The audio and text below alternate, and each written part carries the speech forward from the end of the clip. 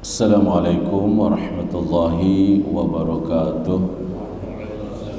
Alhamdulillahirabbil alamin wa bihi nasta'in ala umuri dunya waddin. Wassalatu wassalamu ala asrafil anbiya'i wal mursalin wa ala alihi wa sahbihi ajma'in wa ba'du. Semoga ibu bapak semua senantiasa sehat, tambah berkah, makin sukses dan bahagia. Kita lanjutkan bagian 5 dan 6 tentang dimensi ibadah, atau kita khususkan ya, dimensi sholat. Bagian akhir itu adalah dimensi moral dan dimensi sosial, bahwa ibadah itu adalah sarana tazkiyah, pembersihan diri dari dosa kita di masa lalu, dan tarbiyah, pendidikan untuk menghadapi hidup masa yang akan datang. Tazkiyah dan tarbiyah. Gerakan-gerakan sholat, posisi-posisi sholat itu adalah perlambang-perlambang, simbol-simbol yang harus kita ambil pesannya, pesan moralnya untuk hidup. Kita mulai kemarin sudah minggu Jumat lalu bahwa berdiri itu perlambang kedirian, istiqomah, ajeg, tegak lurus.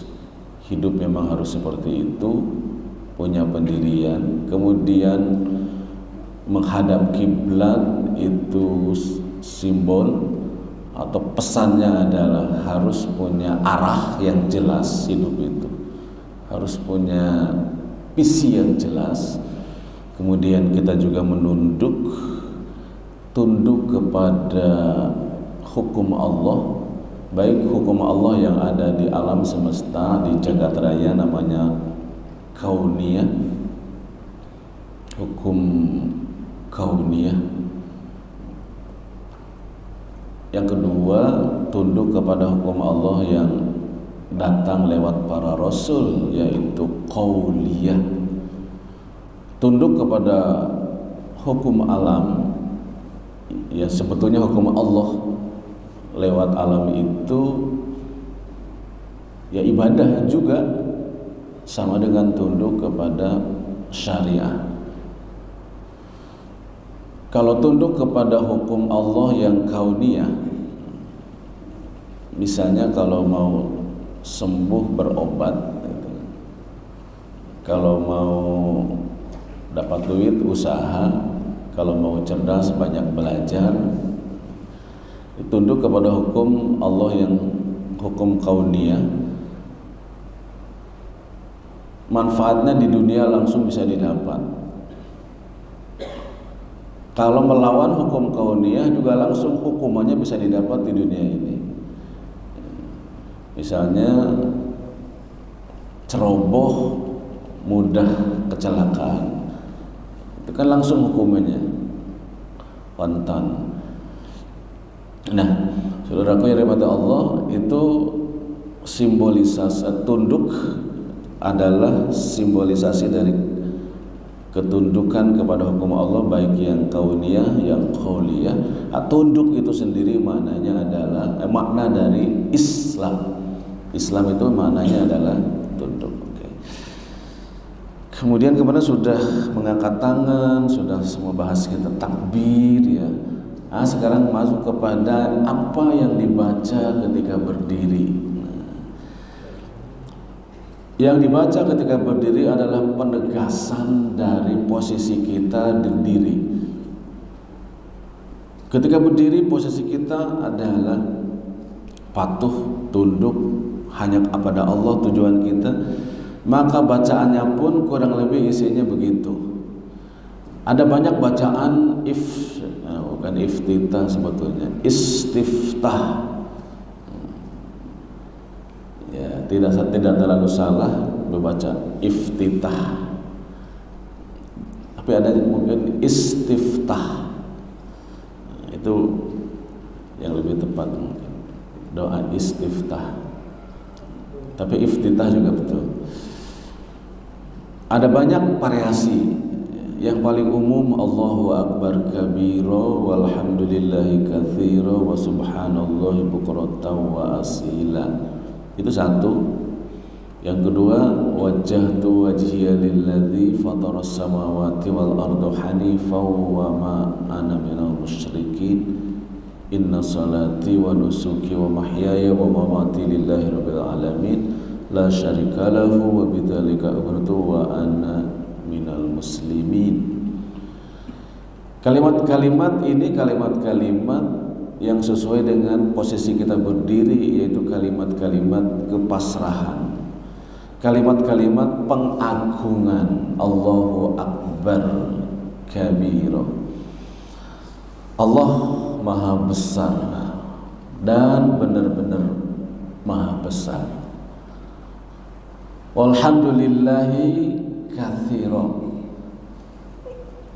Segala puji bagi Allah, karena memiliki semua kebesaran, maka wajar konsekuensinya adalah pujian yang banyak untuk yang maha besar itu.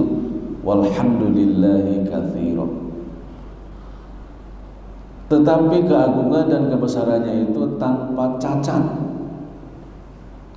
Manusia raja ada yang memiliki ya kebesaran, keagungan, para raja misalnya.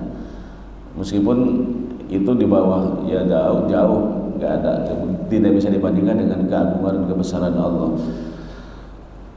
Tapi katakanlah manusia memiliki itu di dunia, kebesaran dan keagungan serta kemuliaan di dunia. Tapi manusia tetap mempunyai banyak cacat,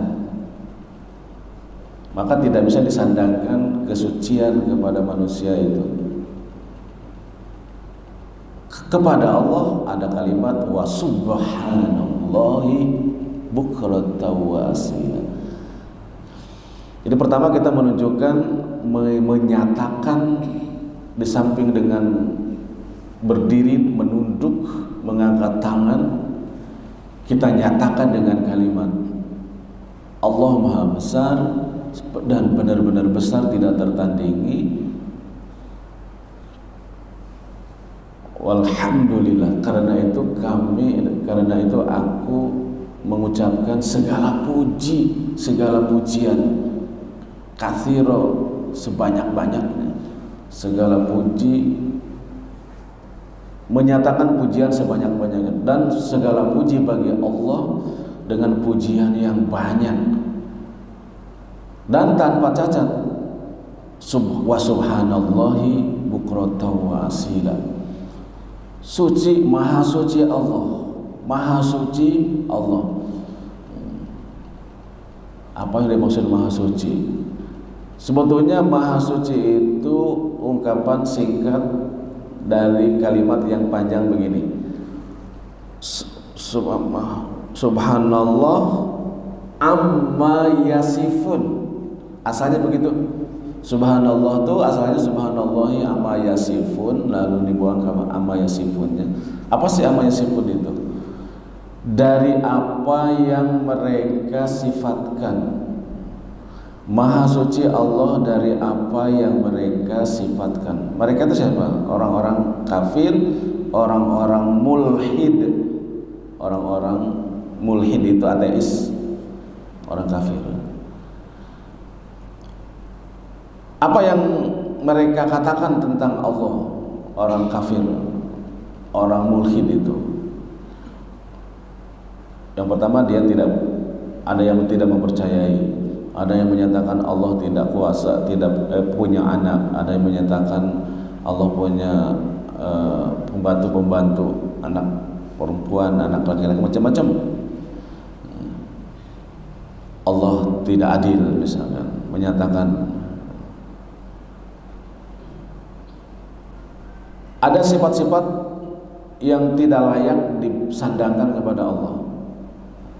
Nah, kita sebutkan Allah itu bersih, Allah itu suci, Allah itu tidak memiliki sifat-sifat kekurangan.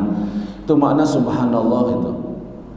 Wa subhanallah, dan maha suci Allah dari sifat-sifat kekurangan, dari yang orang-orang kafir sifatkan. Maha suci Allah termasuk dari pikiran kita sendiri yang negatif tentang Allah. Pokoknya Allah tidak ada punya sifat yang sebagaimana digambarkan oleh pikiran kita yang negatif misalnya. Itu wa subhanallah.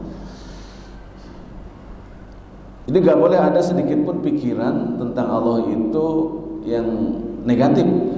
Misalkan, kok ngasih saya begini, kok gak adil ya. Ada orang yang kaya raya luar biasa, menginginkan anak tapi gak punya, gak bisa, gak punya anak itu orang itu. Padahal dia kalau punya anak 10 juga akan terurus menurut pikiran itu.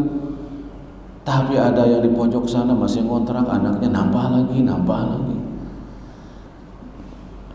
Itu kadang-kadang kenapa dalam pikiran manusia, kenapa Allah itu tidak berikan harta kepada orang yang banyak anaknya itu, bukannya diberi anak, tapi diberikan anak kepada orang yang hartanya banyak itu. Kan pikiran manusia bisa begitu tuh. Nah gak boleh itu pikiran kayak begitu tuh. Subhanallah amma yasifun. Allah maha bersih, maha suci dari kekeliruan seperti itu. Gak keliru itu. Yang harus kita katakan pikiran kita belum bisa memahami aja itu. Kenapa ada orang yang rajin ibadah, soleh, baik segala macam misalnya, tapi diberi musibah, diberi penyakit, atau diberi kesusahan macam-macam, padahal dia itu luar biasa, tapi tetangga yang lain di sebelah sana boro-boro sholat, main judi kerjaannya, tapi itu rezekinya ngalir terus. Kan bingung menghadapi seperti itu. Jangan sampai ada pemikiran sedikit pun kok rasanya kurang adil ya. Kita saja belum bisa memahami itu. Ada kasus dalam hadis qudsi itu, beberapa kali saya ceritakan. Seorang raja baik sekali, adil sekali, dihormati, dimuliakan, sakit keras, kemudian dibawa ke tabib sana tabib sini, tidak bisa, dibawa kepada seorang ulama. Kata sang ulama harus makan ikan teri jenis jenis bulan. Bulannya itu bulan teri sebetulnya, musim bulan teri itu. Tapi ketika raja memerintah untuk mencari ikan itu, Allah menyuruh malaikat menenggelamkan ke dasar laut teri-teri itu, sehingga tidak satu pun teri yang didapat. Raja tidak berhasil makan ikan itu, maka raja itu mati. Tapi di tempat lain ada raja yang dolim, yang jahat, sakit keras yang sama, dibawa tabib sana tabib situ tidak bisa, dibawa kepada seorang alim dengan mohon kepada Allah, dalam dapatlah petunjuk harus makan ikan teri itu. Namun sayang bulannya bukan musim bulan teri itu. Tapi anehnya ketika para penggawa kerajaan mencari ikan itu, baru sampai ke laut sudah melihat ikan itu dan banyak. Maka mudahlah dia mengambil ikan itu, kemudian sang raja memakan ikan itu dan sembuh. Kan kita bingung itu, kata malaikat juga bingung. Sakit sampai tanya, ya Allah, kenapa sih raja yang baik, yang soleh itu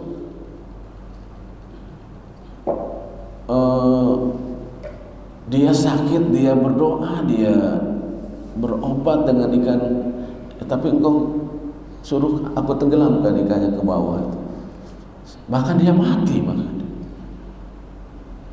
Tapi yang raja yang satu lagi yang jahat, kok malah engkau berikan obatnya dan dia sembuh. Malaikat aja bingung gitu. Kata Allah itu sebaik-baiknya raja itu ada juga keburukannya. Nah itu yang dimaksud, raja manapun yang memiliki keagungan dan kemuliaan itu ada sisi negatifnya. Ada sisi negatifnya.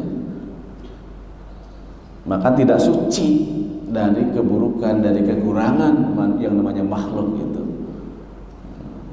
Kata-kata subhanallah itu hanya bisa disematkan kepada Allah yang tidak ada cacatnya. Tapi meskipun banyak kebaikannya, keburukannya ada, gitu, yang membuat orang tidak ada yang suci itu. Ada keburukannya, ada kekurangannya. Makanya itu memandang diri suci itu menjadi tercelak dalam menurut Al-Quran itu. Fala tuzakku anfusakum huwa a'lamu bimanittaqo. Jangan sekali-kali merasa diri suci. Sebanyak apapun ibadah, sebaik apapun harus menyisakan. Jangan menganggap diri suci. Huwa a'lamu bimanittaqo. Allah yang tahu persis siapa yang bertakwa itu. Kita hanya melihat permukaan dan hanya memperlakukan orang karena sikap lahiriahnya saja, tidak boleh menilai yang batinnya. Baik, kata Allah, sebaik-baiknya dia ada juga kekurangannya, ada juga dosanya. Karena itu ketika dia mendapat musibah, dia berdoa, aku balas keburukannya itu, aku balas kesalahannya itu, aku balas dosa-dosanya itu dengan tidak dikabulkannya doa di dunia, sehingga dia meninggal. Tapi dia meninggal tanpa membawa dosa sedikit pun, karena di dunia sudah dibalas. Yang kedua, raja yang jahat itu, yang zalim itu, sedolim-dolimnya manusia, kebaikannya itu ada. Nah ini juga pelajaran. Kalau melihat mengagumi orang, misalkan bapak mengagumi presiden bapak-bapak, jagoan bapak-bapak siapapun, bapak-bapak kan punya jagoan presiden atau siapalah, tokoh lah tokoh. Sehebat-hebatnya jagoan bapak itu pasti banyak sekali kekurangannya. Pasti banyak sekali kekurangannya. Jangan berpikir semuanya hebat. Pasti banyak juga keburukannya itu. Makanya menilai seseorang itu jangan full habis-habisan di positif-positif, kalau negatif-negatif. Ini pelajaran juga sama. Sejahat-jahatnya, nah, kalau bapak membenci seseorang, juga sama. Membenci tokoh lawan jagoan bapak-bapak, siapa? Jangan juga berpikir semuanya buruk ada di milik lawan bapak-bapak juga itu. Jangan. Kita harus tetap pasti kebaikannya juga banyak. Manusia itu begitu. Keliru kita kalau biarpun benci, tapi kalau dipikir manusia itu suka aneh ya. Suka membenci sesuatu yang memang gak ada hubungannya dengan dia. Ketemu juga enggak, kenal juga enggak. Dia salah apa ke dia, tapi kok benci banget gitu. Kan bingung kita itu. Saya kasih contoh aja kepada ARB. Orang itu kenapa kok habis-habisan ada yang membenci gitu, mengungkapkan rasa kebenciannya itu di medsos segala macam. Ketemu enggak segala macam enggak, pernah ngemplang utang kepada dia enggak, tapi kok ada kebencian itu. Itu manusia itu, diantaranya yang keanehan manusia kayak begitu. Dipikir-pikir kita nggak ada pretensi apa-apa, nggak ada kebutuhan apa-apa dengan orang itu, tapi kenapa kok kita benci? Nah kembali, sejahat-jahatnya dia, pasti kebaikannya ada. Ada beberapa kebaikan yang belum aku balas. Ketika dia minta kesembuhan, aku balas kebaikannya itu dengan diberi kesembuhan. Cuma ketika dia mati nanti tidak ada kebaikan yang dibawa satupun, karena di dunia sudah dibalas, sudah diberikan. Nah itu